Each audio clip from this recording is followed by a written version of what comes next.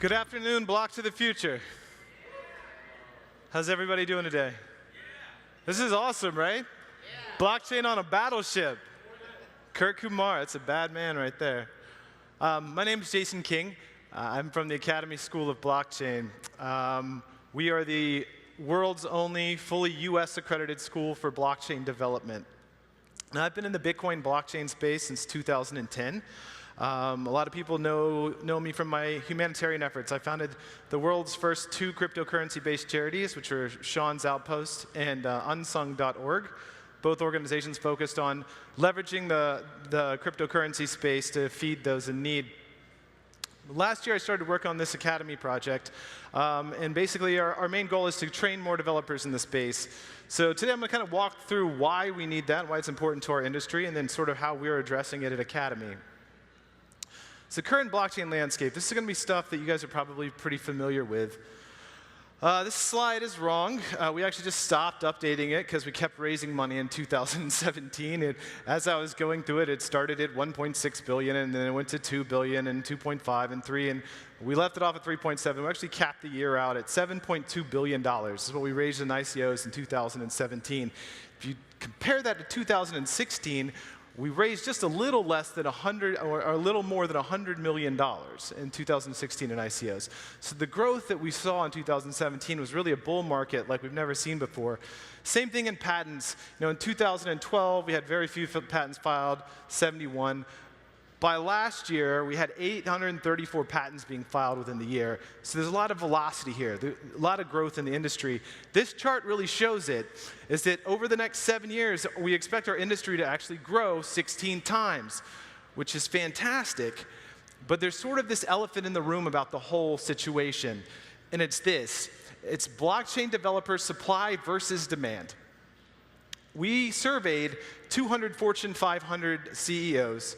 And of those 200, 188 of them had plans to implement blockchain, which is fantastic.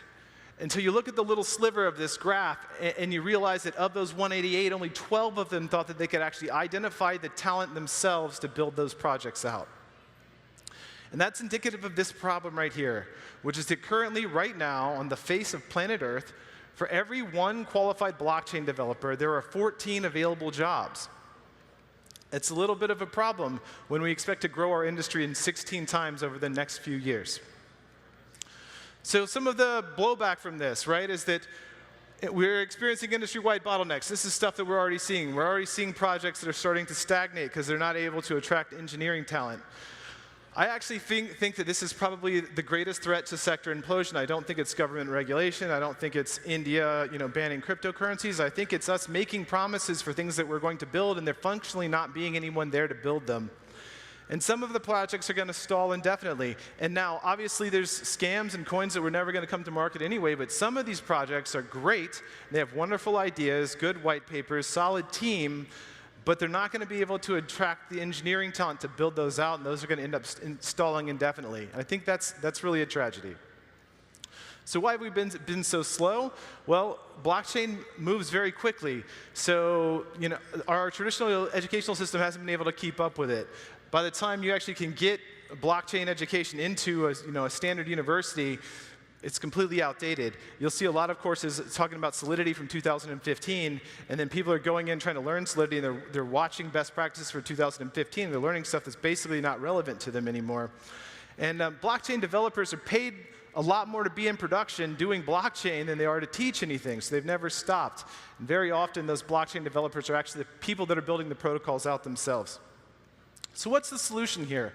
So I work for Kingsland University in Atlanta, Georgia, and last year we petitioned our accrediting body, the Southern Associations of Colleges and Schools, to stand up a fully accredited school for blockchain development, which is what we did. The Academy School of Blockchain is the world's first fully accredited school for blockchain development.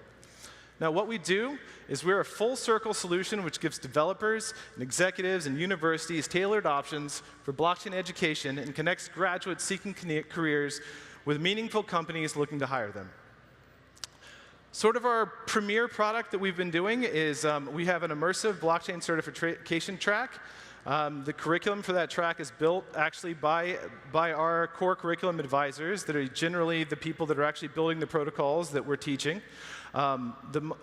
It's basically made for existing software developers to get trained up on blockchain best practices.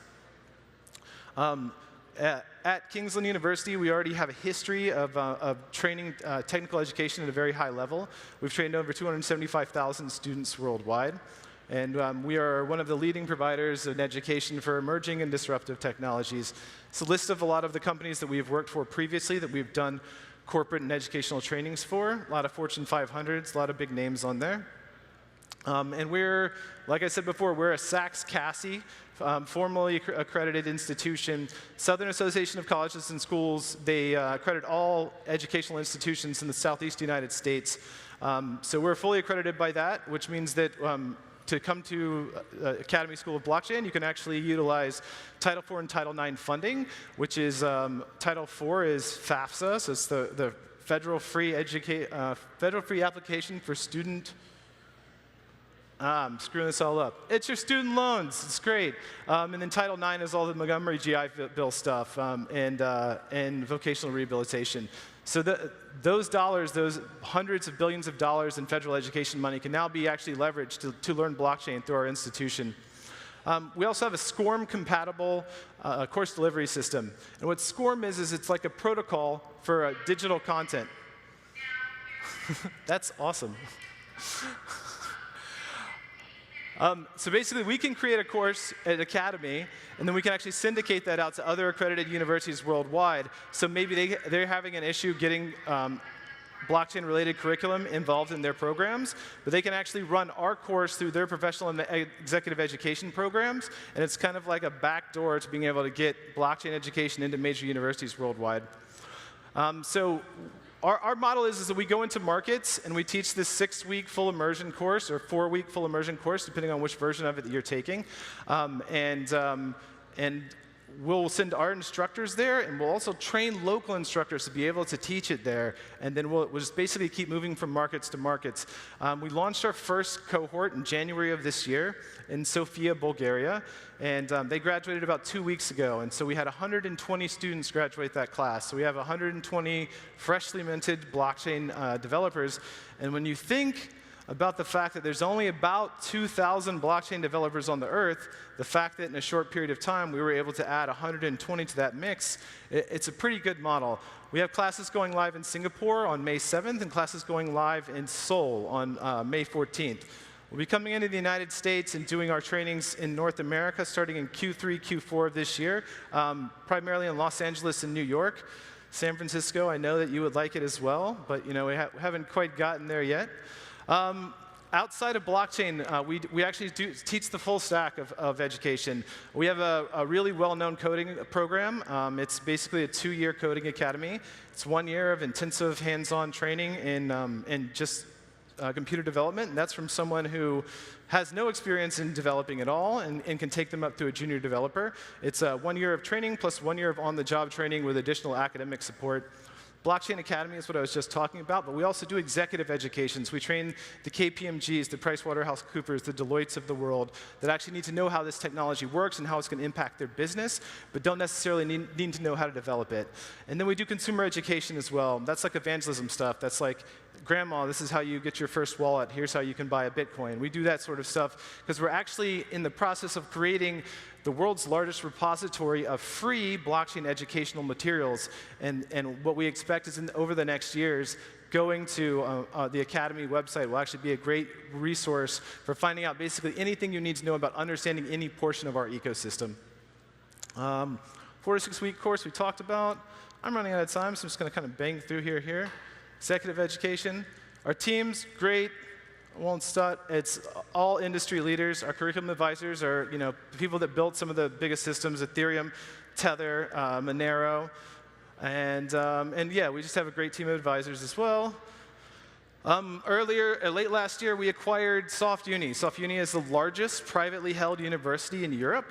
They have currently 150,000 software development students there, and we actually headquarter all of our blockchain curriculum development out of them. And so if you see that, that's actually them on the cover of Forbes for Soft Uni in February of this year, after our acquisition. Let's see what else. That's basically it. We're in an ICO right now. At the very tail end of it, we've raised about $47.2 million of a $50 million hard cap. So we've done OK for ourselves. And we look forward to building the blockchain developers of the future. Guys, thanks for your time. Have a good one.